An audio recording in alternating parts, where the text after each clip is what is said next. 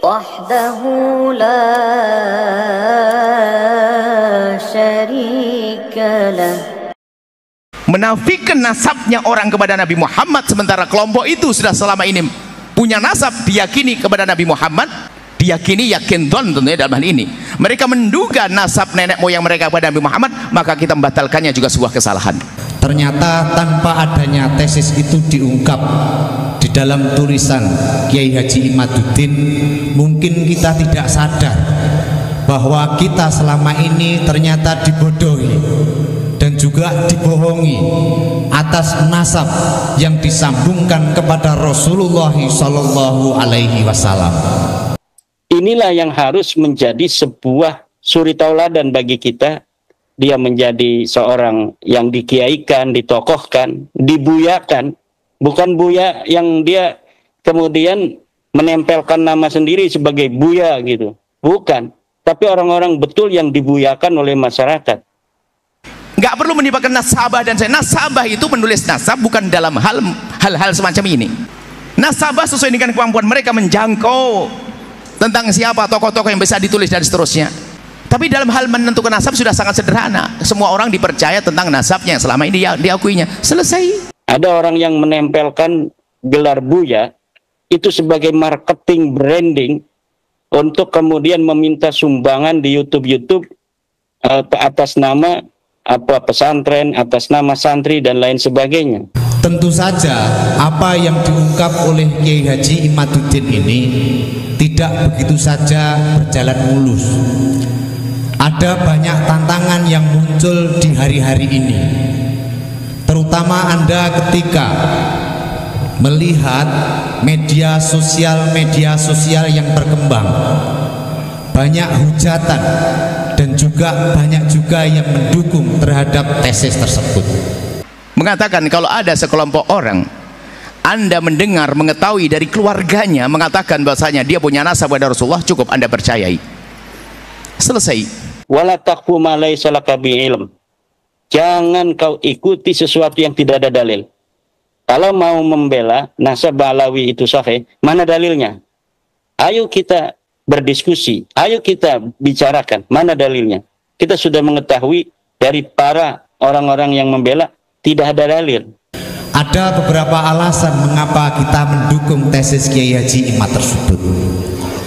Beberapa alasan antara lain ada sebuah buku yang ditulis yang judulnya itu adalah penelitian tentang orang Hadromi di Indonesia. Itu ditulis oleh seorang peneliti Belanda yang barusan diterbitkan tahun 2019. Dan itu tidak harus sampai derajat 100%.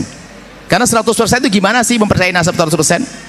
Ini secara umum segala nasab, kalau satu kelompok yang menisbatkan bahwasanya dia punya nasab kepada orang tertentu, Anda tidak berhak untuk otak-atik. Ini penting untuk digarisbawahi. Apa yang kami lakukan itu adalah hanya sekedar kami ingin katakan bahwa Anda, pengakuan Anda sebagai cucu Nabi tidak terbukti. Anda bukan cucu Nabi. Mengapa buku ini mencengangkan bagi saya? Pertama, buku ini mengungkap tentang sejarah bagaimana masuknya orang-orang Hadromi ke Indonesia. Penelitian dari buku ini mengungkap penelitian dimulai tahun 1900 sampai kemudian 1950. Adapun terjadinya perdebatan, wallah alam saya tidak ingin masuk ke dalamnya, sebab karena namanya berdebatan itu biasanya yang tulus-tulus, yang nggak tulus, wallah alam saya tidak ikut ke sana. Yang jelas kami ini rambu-rambu, ini dimanapun, kalau Anda pergi ke negeri manapun, jika ada sekelompok atau keluarga yang sudah masyhur di tempat tersebut lalu mengatakan saya punya nasab kepada sana, musaddaquna bi ansabi, cukup sampai di situ. Itu bukan karena kami membenci Anda, tapi karena kami ingin memberitahu kepada Anda sesuai dengan ilmu, sesuai dengan kajian ilmiah, bahwa Anda tidak terbukti sebagai cucu Nabi. Itu saja. Selanjutnya terserah Anda. Anda masih mau mengakui, ya silakan saja, jangan marah-marah. Migrasi orang-orang Hadromi ke Indonesia yang ditulis oleh buku ini beberapa gelombang. tahun 1920 buku ini mengungkap bahwa orang-orang Hadromi yang beremigrasi dari Hadromi ke Indonesia ini kurang lebih terhitung di dalam buku itu sebanyak 45.000 orang. Khilafah, masalah DNA dan sebagainya itu bisa saja digunakan, tapi dalam keadaan tertentu. Ada pada zaman dulu namanya khilafah, mungkin zaman sekarang ada DNA misalnya. DNA itu memang ilmiah, tepat, benar, tentunya dengan catatan yang menjalankan orangnya jujur, tidak akan dirubah, ada itu. Tapi itu kapan diberlakukan? Lalu kemudian apa yang dilakukan oleh orang-orang Hadromi itu ketika mereka migrasi dari Hadromi ke Indonesia ini? Ada juga di antara mereka yang bekerja dengan pemerintahan Hindia Belanda. Dan saya tidak mengerti apakah omongan kami nanti dibilang, terserah Anda mau bilang saya tidak mengerti dan sebagainya. Saya bukan urusan dengan Anda yang mengatakan saya tidak mengerti. Akan tapi saya punya kewajiban bahwasanya jika Anda mengatakan bahwasanya saya ada anaknya keluarga itu, saya cukup percaya, tidak usah saya cari manakah aktemu, tidak perlu. Ada di antara orang-orang Hadromi yang hijrah ke Indonesia ini lalu kemudian membawa gelar-gelar dari bumi Hadromi ke Indonesia. Gelar itu adalah Sayyid dan mereka mengaku keturunan Rasulullah Shallallahu Alaihi Wasallam. Ya selesai. Tolong Anda tidak usah bergeming. Pokoknya dia sebut satu kelompok dimanapun Anda menemukan, jika kelompok itu masyhur di kalangan keluarganya, dia punya nasab sampai Nabi Muhammad, cukup Anda percaya. Tidak usah Anda otak-atik. Lalu kemudian di kemudian hari orang-orang Hadromi ini terus meningkatkan dakwahnya untuk kemudian mengklaim bahwa dirinya adalah utusan, bahwa dirinya adalah nasabnya nyambung kepada Rasulullah Shallallahu Alaihi Wasallam.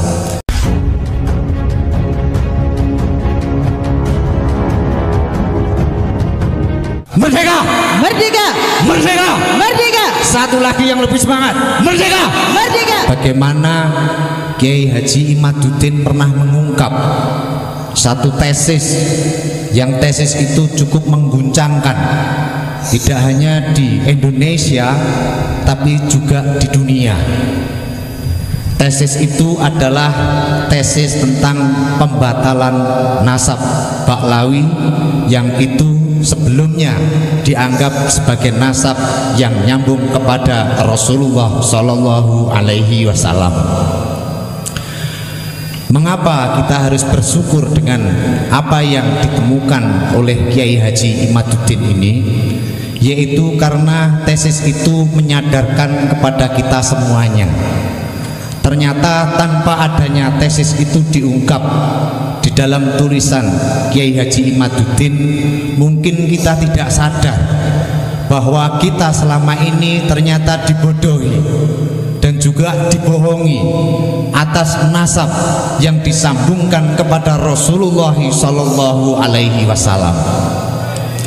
Ini semuanya merupakan sesuatu yang harus kita syukuri. Tentu saja apa yang diungkap oleh Kiai Haji Imaduddin ini tidak begitu saja berjalan mulus. Ada banyak tantangan yang muncul di hari-hari ini, terutama Anda ketika melihat media sosial yang berkembang. Banyak hujatan dan juga banyak juga yang mendukung terhadap tesis tersebut. Namun di dalam hal ini kita berposisi sebagai orang yang mendukung terhadap tesis tersebut. Ada beberapa alasan mengapa kita mendukung tesis Kiai Haji Imad tersebut. Beberapa alasan antara lain ada sebuah buku yang ditulis yang judulnya itu adalah penelitian tentang orang Hadromi di Indonesia. Itu ditulis oleh seorang peneliti Belanda yang barusan diterbitkan tahun 2019. Ketika saya membaca buku ini cukup mencengangkan bagi saya secara pribadi. Mengapa buku ini mencengangkan bagi saya? Pertama, buku ini mengungkap tentang sejarah bagaimana masuknya orang-orang Hadromi ke Indonesia. Penelitian dari buku ini ini mengungkap penelitian dimulai tahun 1900 sampai kemudian 1950. Migrasi orang-orang Hadromi ke Indonesia yang ditulis oleh buku ini beberapa gelombang. Tahun 1920 buku ini mengungkap bahwa orang-orang Hadromi yang beremigrasi dari Hadromi ke Indonesia ini kurang lebih terhitung di dalam buku itu sebanyak 45.000 orang. Mengapa orang-orang Hadromi ini bermigrasi ke Indonesia? Alasan utama yang ditulis di dalam buku itu adalah bahwa di Hadromi ini terjadi beberapa paceklik. Paceklik itu adalah kemiskinan yang sangat akut. Ada banyak pencurian, ada banyak perampokan, ada banyak bandit yang beredar di sana, sehingga orang-orang Hadromi ini banyak dilanda kelaparan. Karena kelaparan, lalu kemudian orang-orang Hadromi ini beremigrasi ke Indonesia. Di tahun 1920 ada 45.000 orang. Jumlah ini terus meningkat. Di tahun 1940 dicatat di dalam buku itu jumlahnya sangat signifikan peningkatannya, yaitu sekitar 80.000 orang. Lalu kemudian apa yang dilakukan oleh orang-orang Hadromi itu ketika mereka migrasi dari Hadromi ke Indonesia ini? Yang dilakukan antara lain adalah banyak di antara orang-orang Hadromi dicatat dalam buku itu di sini melakukan perdagangan. Ada juga di antara mereka yang melakukan praktek rentenir. Ada juga di antara mereka yang bekerja dengan pemerintahan Hindia Belanda. Ada juga mereka yang bekerja di toko-toko lalu kemudian dia kumpulkan uangnya. Dari hasil pendapatan orang-orang Hadromi yang hidup di Indonesia ini, uang itu lalu kemudian dikirimkan ke kerabat-kerabat mereka yang ada di Hadromi. Tercatat di dalam buku itu, ditulis di dalam dua bank, yaitu bank dari Belanda dan bank dari Inggris. Dua bank ini mencatat ada 70 juta gulden dikirimkan setiap bulan oleh orang-orang Hadromi ini ke buminya, yaitu bumi Hadromaut. Ingat, di dalam hal ini 70 juta gulden.